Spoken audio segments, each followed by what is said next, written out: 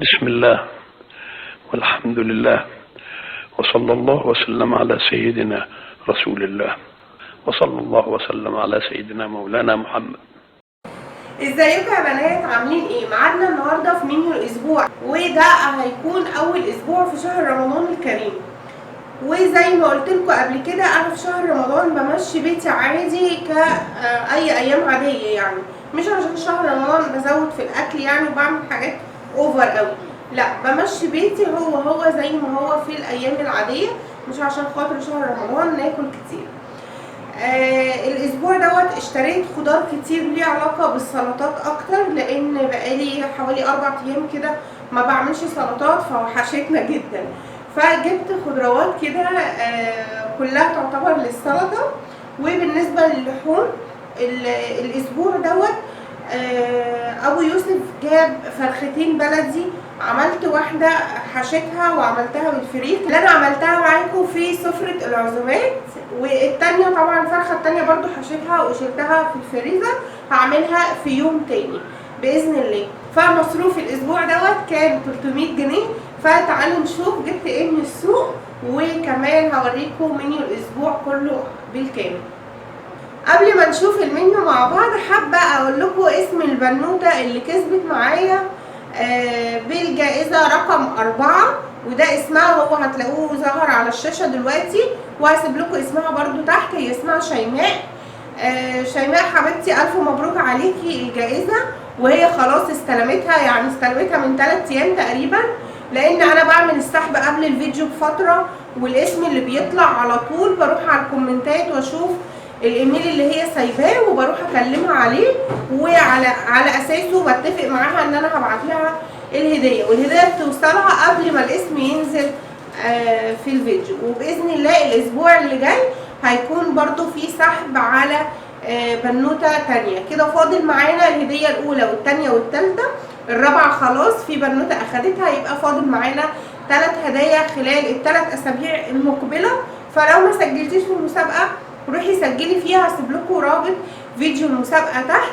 شروط المسابقه كلها سهله جدا، تكوني مشتركه في القناه وتعملي لايك للفيديو وتختاري الهديه بتاعتك، وكمان تسيبي لي ايميل اعرف اوصلك عليه وتكتبي انت من انهي بلد.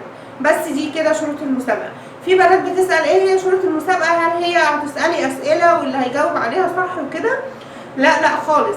شروط المسابقه اللي انا قلت لكم عليها، وهي عباره عن هديه مقدمه مني ليكم، علشان انتوا بتدعموني وبتدعموا قناتي، وانا بحبكم جدا جدا، ودي هدايا بسيطه خالص. بس كده يلا بينا نبدا الفيديو. النهارده كده انا جايبه المشتريات من السوق، ودي مشتريات اول اسبوع في شهر رمضان الكريم، فهصور لكم ايه الحاجات اللي انا جايباها، وهوريكم كمان على مدار الاسبوع ايه الاكلات اللي انا عملتها خلال شهر رمضان. زي ما انتوا شايفين كده انا جبت مشروم اهو، ده كده شكله. الطبق دوت سعره قال لي 20 جنيه، فانا قلت له لا ده غالي، انا دايما بجيب الطبق ب15. فلما قلت له ان انا بجيبه ب15 فهو عطاهوني ب15 زي ما بجيبه. واهو ده اسمه الوادي، ومكتوب عليه بديل صحي للبروتين، اللحوم خالي من الكوليسترول والدهون، وهو فعلا جميل جدا، انا بحبه قوي وبحب اكله كده، يعني مش لازم اطبخه، بحب اكله كده جدا يعني. وجايبه كمان هنا فلفل الوان اللي هو الاحمر والاصفر، يعني عاده مش بلاقيه دايما في السوق، فانا لما بلاقيه بجيبه. انا جايبه كيلو ونص وسعره قال لي 20 جنيه، فانا جايبه كيلو ونص، و يعني هعمله واخزنه، منين ما احتاجه اطلعه، لان هنا مش بلاقيه باستمرار بصراحه. وجايبه طماطم، جايبه اهو 2 كيلو ونص ب10 جنيه. وجايبه الفلفل دوت، امبارح ابو يوسف كان عايز فلفل مخلل وراح اشتريه، فانا قلت لا ما ينفعش اشتري من بره مخلل، فجبته وقلت ان انا اخلله له دوت. جايباه ب2 جنيه، جايبه نص كيلو بس. وجايبه كمان بنجر اهو زي ما انتوا شايفين، البنجر الكيلو ب10 جنيه، فجبت 2 كيلو، بيبقى حلو في السلطات وجميل قوي قوي، بحبه جدا بصراحة ومفيد جدا للقلب. وجايبة خضروات لان الاسبوع دوت قصرت شوية في السلطة، فقلت اعوض بقى التأثير دوت، فجبت خضروات دول ب7 جنيه، بقدونس وشبت وكزبرة. وجايبة هنا نعناع اهو بالشكل ده، بحبه جدا كمشروب يعني. وجبت كمان الزرعه الجميله الحلوه دي، ده روزماري زي ما انتوا شايفين، دي ب15 جنيه. جبتها وقلت اخليها عندي في البلكونه، منين محتاج الروزماري يبقى متوفر عندي. الراجل قال لي انت هتقطعي منه تستعمليه وهو هيزيد، يعني كل ما تسقيه كل يوم هيزيد. هو قال لي ب15 جنيه، فانا على طول بشتري منه زرع وبشتري منه خضار وكده، فقال لي هديها لك ب10، فخدتها ب10 جنيه. وعندي في البلكونه انا حاطه زرع صبار، وصبار اللي هو بشوكه والصبار العادي بيبقى حلو جدا، احيانا بعمل بيه وصفات للشعر لجوجو، فبيبقى جميل بصراحه، فجبته قلت هشيله برضو في البلكونه. وهنا كده زي ما انتوا شايفين جبت قلقاسايه، القلقاسه دي كيلو ونص، الكيلو ب10 جنيه، جايباها برضو هستعمل اللي هستعمله والباقي هشيله. وبرضو للسلطات جبت الكابوتشي دي، وجبت الكابوتشي دي كمان اهي، الواحده دي ب10 والكابوتشي دي ب5. وجبت خيار جايبه ب10 جنيه، جايبه 2 كيلو ونص ب10 جنيه اهو، عشان السلطات برضو. وعشان السحور جايبه بطاطس، جايبه برضو 2 كيلو ونص من البطاطس، علشان بنعملها في السحور مثلا مقليه او مسلوقه، فبتبقى حلوه جدا جدا. اهي دي كده الحاجات اللي انا جبتها من السوق. كده الفرختين اللي ابو يوسف جابهم لنا خلال الاسبوع، طبعا انا هطبخ واحده والتانية هشيلها، بس هحشيها واشيلها في الفريزر محشيه. هنبدأ بقى المنيو مع بعض. طبعا المنيو هيبدأ من يوم السبت، لان ده اول يوم في شهر رمضان الكريم. وطبعا عملت معاكم السفرة دي، كنت عاملة فيها جلاش، وعاملة فيها طواجن مكرونة، وعاملة الفرخة هي المحشية وشويتها في الفرن، ولسان عصفور وملوخية وعصير برتقان. الاكل دوت كفاني يومين، يعني كفاني يوم السبت ويوم الحد كمان، لان انا عملت كمية كبيرة عشان يقعد معايا يومين. هنيجي بعد كده ليوم الاثنين. طبعا يوم الاثنين خففت الاكل عنهم شوية، عملت لهم سبانخ وشوربة خضار ورز، وكنت عاملة لحمة كانت متوفرة عندي برضو، اللحمة الجملي اللي جبتها معاكم قبل كده كنت شايلاها في الفريزر. يوم التلات عملت بطاطس محمرة وبيض اومليت محمراه باللانشون، اللانشون اللي عملته معاكم قبل كده، وفلفل وجبنة وبتنجان، وعملت عصاير. وكمان فطار يوم الاربع عملت مكرونة مسلوقة بالصلصة، وعملت صوابع الفراخ المحمرة، وكان في مخلل. وده كده الاكل، وزودت في المكرونة شوية علشان تكفيني برضو لتاني يوم. انا بزود الاكل عشان يوفر بس وقفة المطبخ عليا. اليوم اللي بعده طبعا كانت المكرونة متوفرة عندي، عملت جنبها طبق سلطة، وطلعت طبق من الكفتة اللي بالرز اللي انا كنت عاملاها ومخزناها معاكم، وعملتها جنب المكرونة. كل الاكلات ديت على فكرة انا مفرزاها، انا ما جبتش حاجة خلال الاسبوع غير الفراخ والخضار. وكمان حماية ربنا يديه الصحة يا رب، دايما معودنا في المناسبات ان كان شهر رمضان او اي مناسبة يجيب لنا لحمة او اي طيور. وبرضو اهلي وخلاني لازم في اول رمضان يجيبوا لنا لحوم او حاجات زي كده، فالحمد لله متوفر عندي اللحمة في البيت. عملت اهو يوم الخميس زي ما شايفين رز وبامية ولحمة وشوربة لسان العصفور. دلوقتي بقى يا حبايبي بعد المنيو ما خلص، الوقت اللي الكل بيستناه عشان يشوفوا وفرت كام من الفلوس. زي ما قلت لكم ان المصروف كان 300 جنيه، والخضار اللي انا جبته عمل حوالي 200 جنيه غير فلوس المواصلات.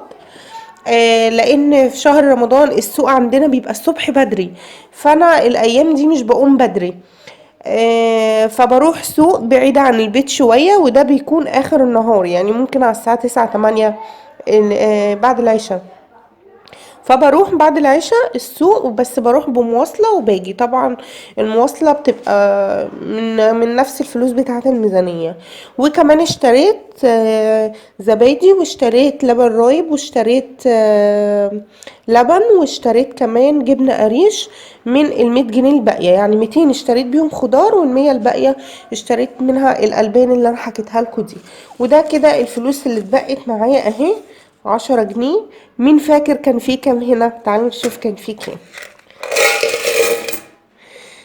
الفكة دي كتير. بصوا دول بتوع الاسبوع ده خليهم كده على جنب اهم. بتوع الاسبوعين اللي فاتوا دول كده 4 جنيه، كده 5 6 7 8 9 10 11 12 13 14 15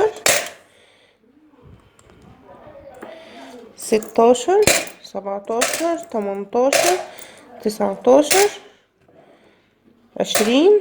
دول كده 21 و10 جنيه يبقى 31. دول 31 اللي انا شلتهم بقى الاسبوع دول. ادي 10 يبقى 41، وادي 10 يبقى 51، وادي 4 جنيه 51 قلنا، و4 جنيه يبقى 55. وباقي دول يبقى 1 2 3 4 5 6 7 8 9 10 وجنيه ونص. قلنا دول 51، وادي 10 يبقى 61، وجنيه ونص يبقى 62 ونص. دي كده التحويشة اللي انا حوشتها خلال 3 اسابيع. مش عارفة انا هعمل ايه بالفلوس اللي انا بحوشها، بس هتنفع اكيد، هتنفع في وقت كده زنقة. تمام. وفي ناس بتقولي غيري علبة الصلصة اللي انتي بتحوشي فيها دي. عايزة اقول لكم في حاجة كده بيبقى ايه، مش عارفة كلامي هيكون صح ولا ايه، بتبقي انتي متفائلة بالحاجة. يعني انا متفائلة بالعلبة دي. العلبة دي مش بتفضى خالص، يعني حتى لو فضيت اسبوع مفيش 3 ايام او 4 ايام يبقى موفر معايا قرش وابقى عايزه احطه فيها، لان ما اتعودتش ان انا اسيبها فاضيه. تمام. في بقى مثلا لو معاكي محفظه، انا معايا بارتفيه ومعايا محفظه وحاجات يعني اسعارها غاليه، بس سبحان الله احط فيها الفلوس اكن فيها عفريت والفلوس تطير على طول. يعني عندي بارتفيه احط فيه الفلوس ما بيكملش يومين والفلوس تطير، مش عارفه ليه. لكن علبه الصلصه دي سبحان الله ما بتفضاش يعني الفلوس بتتحط فيها وتتنسي، مش عارفه ليه. فانا عشان كده حباها وعشان كده بحوش فيها. انت كمان لو ملاحظه حاجه كده زي كده، مثلا لو عندك شنطه بتحطي فيها الفلوس بتلاقيها طارت واتصرفت، قوليلي. ولو عندك حاجه برضو بتتفائلي بيها ولما بتحطي فيها فلوس بتقعد معاكي وقت فيها، برضو قولولي.